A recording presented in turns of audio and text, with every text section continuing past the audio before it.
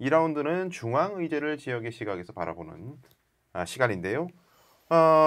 주말 상간 이재명 대표의 최측근인 정진상 씨가 구속이 됐고 네. 구속 적부심 신청했지만 기각이 되면서 구속이 들어갔습니다. 어쨌든 들어가고 이제 그야말로 이재명 대표 턱 밑까지 왔다라는 평가가 있는데요. 지금 어쨌든 이제 박차를 가고 있는 상황에서 대장동 수사가 이제 활용점정을 찍을 것인가 거기에 대한 국민적 관심사가 집중되고 있는 상황입니다. 그래서 우리 강 소장님께서는 정진성 실장의 구속 이거 어떻게 보십니까? 이거에 대해서는 어차피 이따가도 길게 말하겠지만 꼭 필요한 일이었다라고 보고요. 어쨌거나 정당하게 법을 집행해가지고 범죄 혐의자에 대해서 사법기관에서 정상적으로 수사를 하고 있는 상황이다라고 볼 수 있고 무엇보다 관련해서 이재명 대표 역시도 어떠한 의견을 표출할 필요는 있는 상황이다라고까지 보고 있습니다.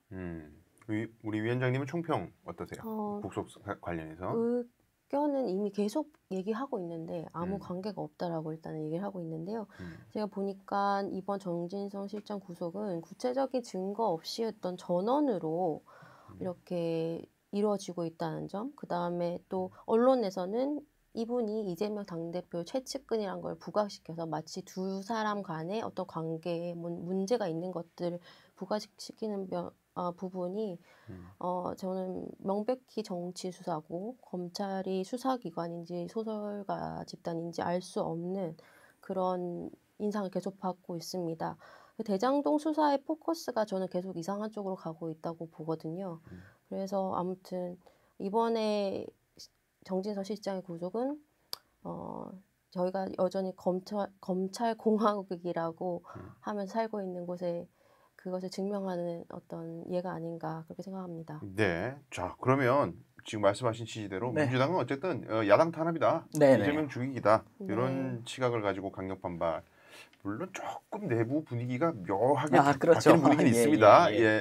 그간은 이제 어쨌든 아주 대오를 단단하게 해서 다 같이 반발하는 분위기인데 조금 분위기가 바뀌고 있어요. 내부 분위기가 그런 부분 보이는데 야당 탄압이라는 시각에 대해서는 강 소장님 어떻게 평가하십니까? 말도 안 된다는 말씀을 드리고 싶고요. 어쨌거나 이게 전원이기 때문에 신빙성이 없다 이런 주장도 지금 있는 것 같은데요.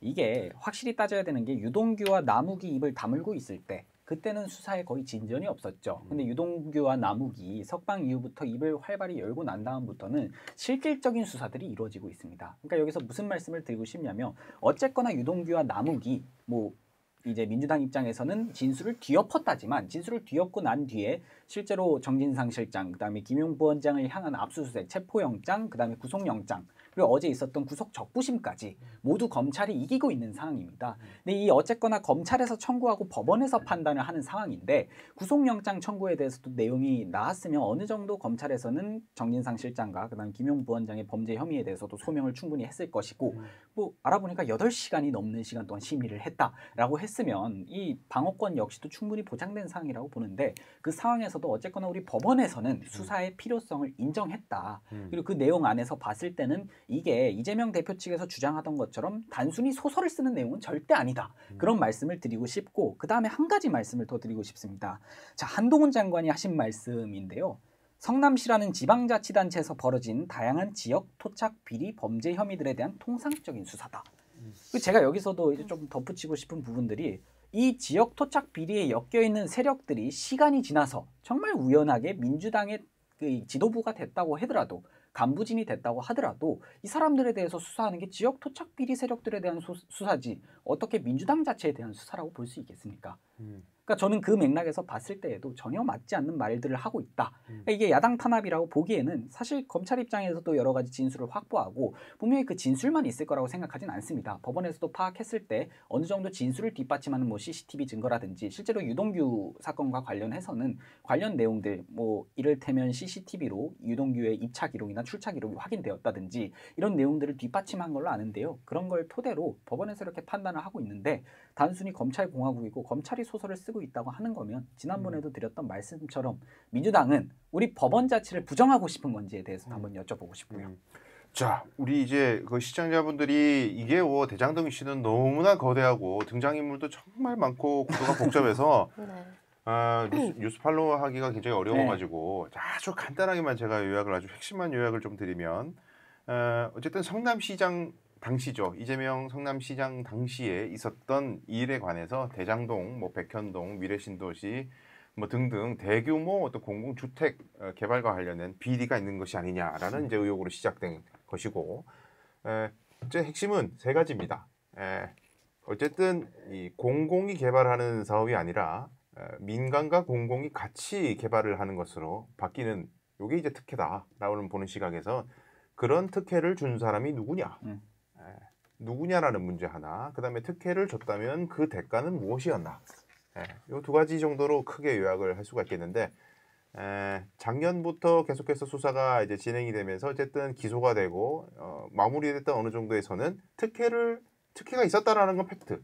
그런데 그 특혜를 준 주체가 유동규 성남도경 본부장이었다. 여기까지는 이제 작년 올해 초까지에, 그리고 지금 현재 진행 중인 1년여간 진행되고 있는 재판의 이제 결론이었는데, 그 대가 관계야 뭐 금전적인 관계, 유동규도 뭐 어쨌든 돈을 뭐 적지 않게 보장을 받기로 했다. 이 사업에서 천문학적인 뭐 엄청난 액수의 이제 개발이익이 생기니까요. 그런데 이제 수사의 방향이 올해 들어서 바뀌면서 정권이 바뀌고 수사가 이제 급물살을 타면서 남욱과 유동규의 진술이 바뀌었다. 그래서 이제 결국에는 그 개발의 특혜를 준 사람도 이재명이고, 이재명 대표고, 그다음에 이재명 대표가 받기로 한 것도 뭐 대선 자금이라든지 경선 자금이라든지, 아니면 지금 나오는 얘기는 아예 지분이 있다. 아예 이제 이런 얘기까지 지금 나오고 있어서 기존 입장과는 좀 이제 분위기가 완전히 이제 달라진 것이고요. 관전 포인트, 뭐 수사를 앞으로 진행되는 게 어떤 게 관전 포인트일까 궁금해하시는 분들을 위해서 하나만 포인트를 찝어드리면, 기존 조사는 정영학 회계사의 녹취록을 가지고 많이 이제 이루어졌거든요. 그들 간에 있었던 이야기가 뭐 다 녹화된 것도 아니고, 증거가 이제 정영학 회계사, 이 대장동 사업을 설계한 실무자인데, 근데 이제 정영학 녹취록에 나와 있는 내용이 워낙 방대하기 때문에 아직 일반에 다 공개가 되지 않았어요. 뭐 언론도 마찬가지고. 근데 지금 나오고 있는 유동규라든지 뭐 남욱 변호사의 이야기와 정영학 녹취록이 앞으로 얼마나 싱크가 맞아 들어가는가. 맞다면은 이재명 대표까지 가는 선은 제가 보기에는 이어질 것 같고요. 정영학 녹취록하고 연결이 만약에 안 되거나 모순된다라고 하면은 검찰의 유죄 입증이 힘들어질 수도 있다. 이런 관전 포인트에서 여러분들이 앞으로 보시면 흥미로울 수 있을 것 같습니다. 자, 구속에서 이제 석방된 남욱 변호사, 뭐 그리고 유동규 본부장, 뭐 완전히 이재명을 천천히 말려주겠다 이런 얘기까지 있는데, 이분들이 지금 이야기하고 있는 내용에 대한 평가, 뭐 신빙성 이런 것들은 어떻게 평가하십니까? 일단 뭐 남욱 변호사가 최근에 했던 말들을 요약하면 두 가지 포인트로 살펴볼 수 있을 것 같습니다. 어쨌거나 그 화천대유 사태죠. 뭐 민간 개발 사업을 통해서 천문학적인 이익을 이렇게 가져왔다. 그러니까 그 관련된 배임 혐의로 지금 재판을 받다가 나온 건데, 관련해서 가장 많은 수익을 챙긴 게 1,000억 넘게 챙겼던 곳이 저기 천화동인 1호였죠. 그리고 실소유주는 김만배 씨라고 알려져 있는데요. 근데 그거 관련해서 남욱 변호사가 지금 계속해서 진술하는 내용은 그 1호의 일정 지분이 저기 이재명 시장실에 있었다. 그분의 지분이다. 그리고 그 외에도 이 내용은 사실 이 남욱 변호사의 전원뿐만이 아니긴 합니다. 이제 뭐 정진상, 김용 이 구속영장이나 그런 것들을 살펴보면 실제로 김만배 지분의 몇 %가 정진상과 김용 씨에게 귀속됐다라는 내용도 이렇게 명시가 돼 있기 때문에 새로운 내용이죠. 그런 내용들까지 같이 살펴보고, 그리고 오늘 오기 전에 제가 팔로우하면서 뉴스를 봤는데 확실히 확인하지 못해서 지금 당장 말씀드리긴 뭐하지만 김만배 씨도 관련된 진술을 했다라는 말이 지금 나오고 있거든요. 그래서 그런 조선일보 보도였을 거예요. 아마. 그게 오늘 나온 보도였을 거예요. 그래서 그런 부분들까지 봤을 때 사실 남욱 변호사의 진술에는 어느 정도 신빙성이 있다라고 저는 평가를 하고 있고요. 그다음에 여기서 제일 중요한 건 그겁니다. 아까도 말씀드렸듯이 이게 단순 전원이라고 할지라도 이 진술들을 시작으로 해서 수사에 진짜 본격적인 물꼬가 튀고 있는 게 맞습니다. 이 사실 게이트 자체가, 대장동 게이트 자체가 시작된 게 작년부터 시작이 됐거든요. 2021년 뭐 11월, 12월 해가지고 이제 대선이 한창 무르익을 때쯤에 이 대장동 게이트 관련된 얘기가 시작됐고, 그 다음부터 1년이 넘는 기간 동안 이렇게 말이 되고 있는데, 왜 이게 1년이 넘은 게 맞는 게 남욱 변호사가 1년 동안 수감이 돼 있었으니까. 그렇게 됐는데도 진실에 가까워지지 못하고 있다가 이 둘의 진술을 통해서 진실에 가까워질 수 있도록 여러 가지 수사의 방향이 열린다는 것 자체가 뭐 남욱 변호사랑 유동규 저기 본부장이 진술 자체가 잘못됐다라고만 보기에는 어렵다라고 생각하고 여기서 가장 중요한 키포인트는 어쨌거나 소설은 아니었다. 거기에다 둬야 될 것 같습니다. 그러니까 이재명 대표가 지금껏 말해왔던 내용들이 검찰발 소설 쓰기다. 뭐 계속해서 검찰 쪽에서 뭐 없는 혐의를 뒤집어 씌우고 있다. 근데 지금의 이제 상황과 돌아가는 형국을 봤을 때 그런 내용까지는 아니다. 그리고 무엇보다 이재명 대표가 김용만은 믿는다. 정진상만은 아직 믿고 같이 정치를 해온 사람이다. 이런 언급까지 계속 하고 있지 않습니까? 그렇다 보니까 뭐 이재명 대표와의 연관관계도 부정할 수는 없다라고 봐야 될 것 같습니다. 그리고 뭐 지금 사실은 이제 우리 보도하는 기자분들의 그 기사만 가지고 이제 평론가도 그렇고 뭐 예. 다른 언론사의 보도도 그렇고 보도가 보도의 근거가 되는 그런 형국이에요. 네. 다른 언론에 따르면 뭐 일각의 보도에 따르면 이래서 네. 이제 확대 생산되고 있고 소송 기록이나 증거 기록을 보지 못한 상황에서 그냥 이제 확대 생산되고 있는 건데 아까 뭐 말씀하신 김한배도 뭐 비슷한 인정을 했다라는 고취지 보도에 대해서도 일각에서는 굉장히 강하게 반발하는 그런 게 없다 수의 기록에 이렇게 반발하는 또 기자님도 계시더라고요. 그래서 지금 뭐 대단히 좀 혼란스러운 형국인데. 민주당에서는 어쨌든 남욱과 유동규의 말이 갑자기 바뀐 것 자체가 뭔가 모종의 네. 분명히 석방즈음에서 뭔가 딜이 있었을 것 아니겠느냐 네. 이런 시각이더라고요. 위원장님도 같은 시각이십니까? 네, 저는 이게 수사가 정말 좀 잘못 포커싱돼서 가고 있다고 아까도 말씀을 드렸는데 사실 이 대장동 시작이 언젠지 아십니까? 개발이 시작된 게요. 2004년도입니다. 2004년도에 그 당시에 이제 한국토지공사 이제 공공개발로 이거 진행하려던 사업을 이제 정치권 로비나 성남시 공무원 비리로 이게 한 차례 불거지면서 중단됐다가 2008년에 다시 이걸 이제 공공개발로 추진을 하려고 했었죠.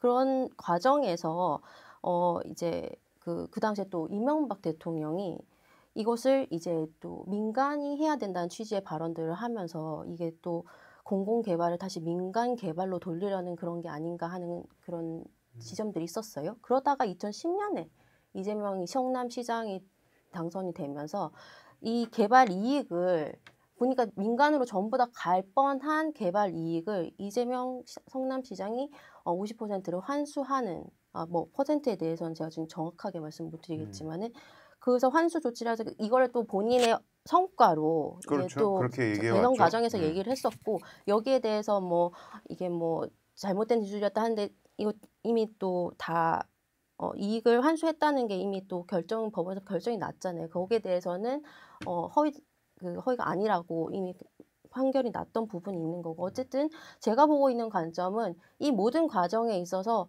민간 개발로 전부 다 갈 뻔한 그런 이익을 성남시가 공공으로 회수한 그리고 굉장히 큰 업적이었다 이렇게 보고 있는데 그 과정에서 어떤 부분들이 그러니까 이런 비리들이 일어났던 것 같아요. 그리고 김만배라는 분이 이런 말을 했었죠. 사실 자기들이 모든 이익을 취하려고 했는데 그 당시 어떻게 이제 성남시가 굉장히 법적으로 제대로 설계를 하는 바람에 자기들이 주지 않아도 될 돈을 이제 성남시에다가 다 돌려줘야 되는. 그래서 이재명을 뭐 빨갱이냐, 뭐 네, 공산당이냐 욕했다. 네, 그렇게 욕을 했다는. 그리고 이재명은 난놈이다. 뭐 이런 얘기를 김만배가 직접 했던 부분이 있는 거고요.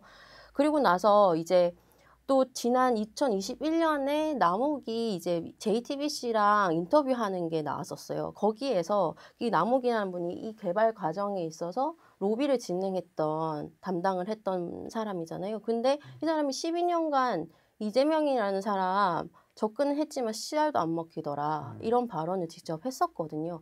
그렇기 때문에 지금 이재명 당대표도 얘기를 하는 것이 자기 측근들이 만약에 그런 비리에 연루가 됐다면 그것은 굉장히 뭐라 할까요? 본인이 동지로 생각했던 사람이 오히려 배신을 당하게 되는 상황인 거고 본인은 여기에 대해서 아직까지 문제가 없다라고 분명하게 얘기를 하고 있는데 그리고 또 아까 전에 뭐 얘기가 나오지만 지금 나오신 분들이 구속됐다가 나오셔가지고 지금 진술을 계속 번복하고 계시거든요. 근데 아까도 말씀드렸다시피 그 번복이 왜 어떤 취지에서 그렇게 되는가 하면 아무래도 빠져나가기 위한 그리고 뭐 형량 감하기 위한 그런 것들이 아닌가라는 걸 의심할 수밖에 없고 그리고 중요한 것은 그 김만배 씨가 아직까지는 특별히 여기에 대해서 언급한 바가 없는 걸로 저는 알고 있거든요. 그렇기 때문에 지금까지는 이재명 당대표와의 직접 연결고리가 아니라 그냥 전원에 의한 뭐 강제 수사를 진행되고 있다는 것이고요. 그리고 이게 되게 좀 이상하게 진행되는 게 뭐냐면 그 사이 대장동 개발을 가지고 문제를 삼았었는데 그 사이에 저희의 정권이 바뀌고 뭐 검찰도 바뀌고 하는 과정에서 진술도 바뀌고요. 이게 지금 이재명의 불법 대선 자금 의혹으로 지금 전환돼 있는 상황이거든요. 그래서 이걸 억지로 엮어가고 있는 게 아닌가 저희는 그렇게 보고 있습니다. 그리고 뭐 전형적인 예. 이제 민주당에서 기존에 예. 밝혔던 입장을 그렇죠. 네. 말씀을 해주셨네요. 네, 여기서 조금 언급을 드리고 싶은 건 말씀하셨던 것처럼 뭐 환수 조치나 취할 수 있는 조치를 다 취했다고 한다면 뭐 사실 지난번에 국민의힘에서 대장동 특검을 하자 했을 때 응해도 저는 전혀 문제가 없었을 거라고 보고 지금 측근들이 이렇게 구속당한 상황에서도 오히려 당당하게 이번 기회를 통해서 그럼 자기의 그 결백함을 떳떳하게 증명을 해내고 가겠다 이렇게 접근할 수 있는 문제라고 생각하는데 사실 그 뭐 부분에 있어서는 죄송한데 그 당시에 특검을 하자고 받을 때 조건이 있었어요. 사실 이 대장동 사업 종잣돈이 됐던 1,100억 원이라는 게 있는데 이게 불법 대출을 부산저축은행이 해줬는데 윤석열 검사가 봐줬다. 네, 그걸 봐줬다라는 그 내용까지 포함해서 사실은 특검을 네. 하자라고 했었는데 그거는 빼고 대장동 수사만 하겠다는 게 또 그 당시 국민의 입장이었거든요. 그러다 보니 그걸 받을 수 없다. 수사를 하려면 성역 없이 해야 된다는 건 동의를 하는데 사실 양쪽 다 비리가 만약에 있다면 다 같이 놓고 봐야 되는 거잖아요.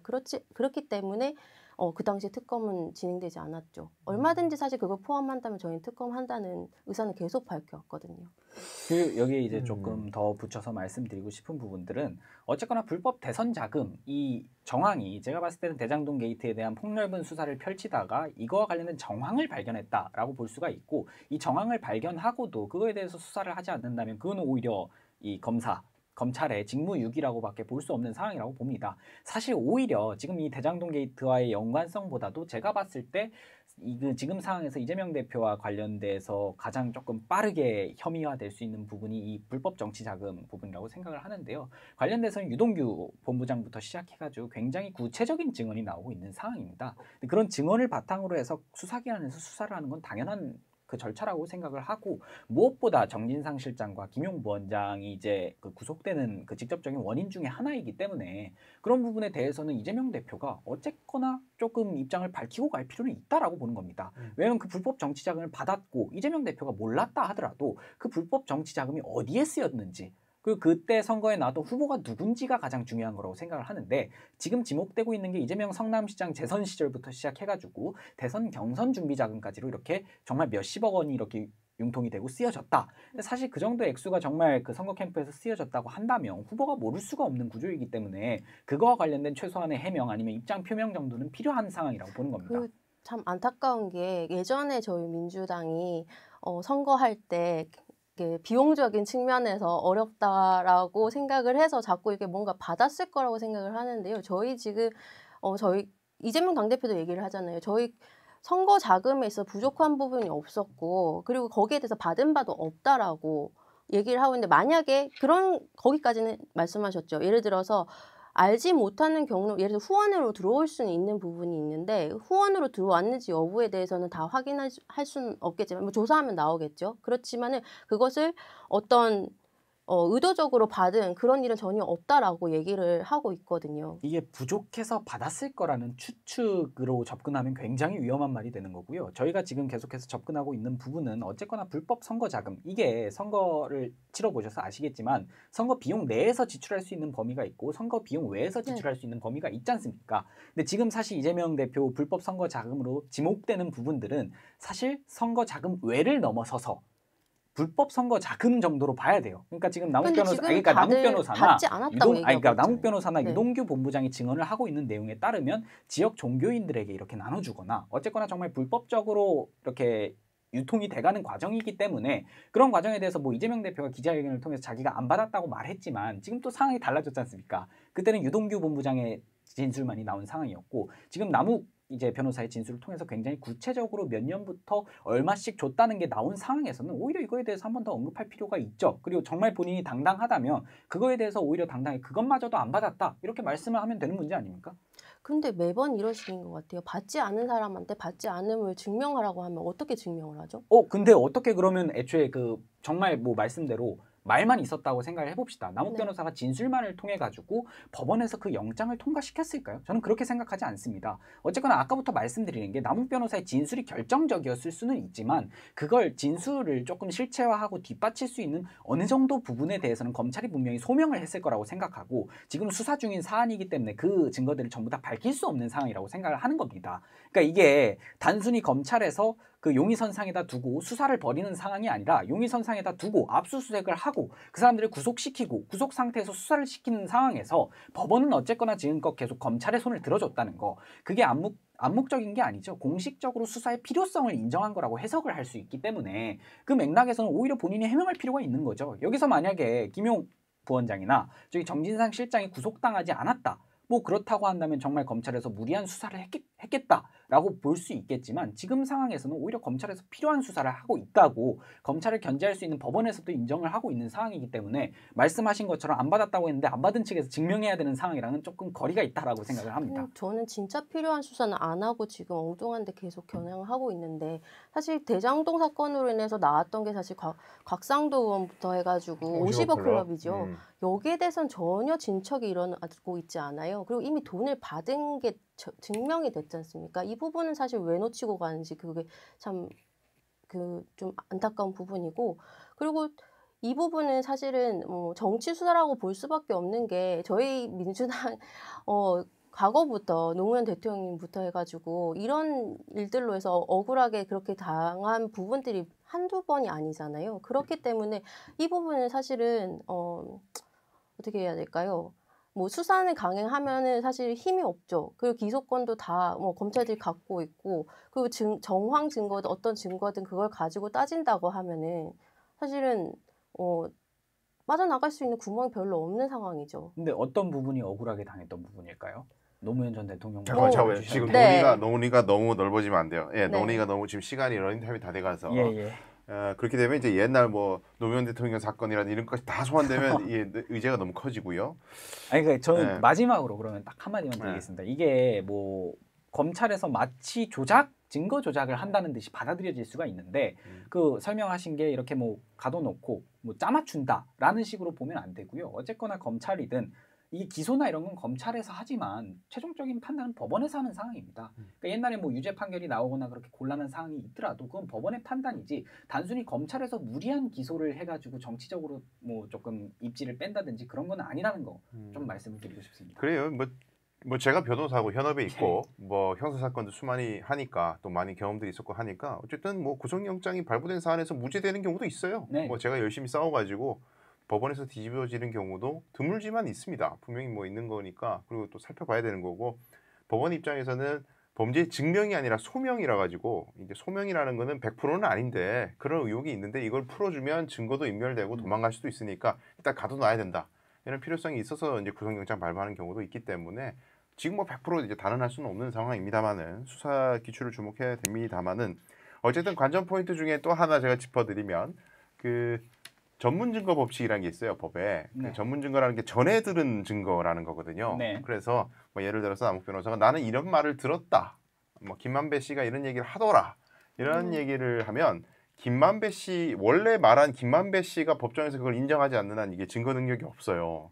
그래서 결국에는 지금 이 대장동 사업에 어떤 그 특혜를 준 사람이 이재명이었다라는 것까지 가려면 김만배의 입이 굉장히 중요한 상황이 됐어요. 근데 지금 정진상이나 김용이 정치 자금을 받았다, 대선 자금 받았다, 이 부분은 직접 진술이기 때문에 내가 줬다, 내가 전달했다, 이건 직접 진술이라서 그건 좀 쉬운데 이재명 대표 쪽으로까지 올라가는 길은 김만배의 입이 열리지 않으면은 좀 힘들 수도 있다. 지금 현재 상황에서는. 그래서 김만배에 대한 추가 조사. 그리고 이제 얼마나 김만배의 지금 입 다물고 있는 입을 검찰이 다른 어떤 증거들을 객관적으로 제시를 하면서 열게 할 수 있을 것인가. 이런 것에 또 앞으로 보일 것 같고 등장인물 4명 중에 이제 유동규, 남욱은 이제 돌아섰고요. 유동규와 정영학 회계사는 아직까지 입장이 모호합니다. 김만배와 정영학 회계사는 입장이 지금 모호한 상황인데 이 4명이 전원 다 돌아선다. 그러면 이재명 대표가 아주 힘들어질 가능성도 있다. 그래서 이제 앞으로 이제 이런 관전 포인트에서 이 사건을 보시면 흥미로울 것 같습니다. 시간이 너무 지나서 예. 마지막 질문 못 드리고 마무리해야 될 것 같아요. 오늘 어쨌든 뜨거운 주제를 가지고 열심히 토론을 해봤는데 앞으로 이 주제는 오늘로 끝나지 않고 아마 여러 번 다뤄야 될 수도 있을 것 같아요. 예. 또 나중을 또 기약하면서 오늘은 6차전 마치도록 하겠습니다. 함께해 주신 시청자 여러분 감사합니다.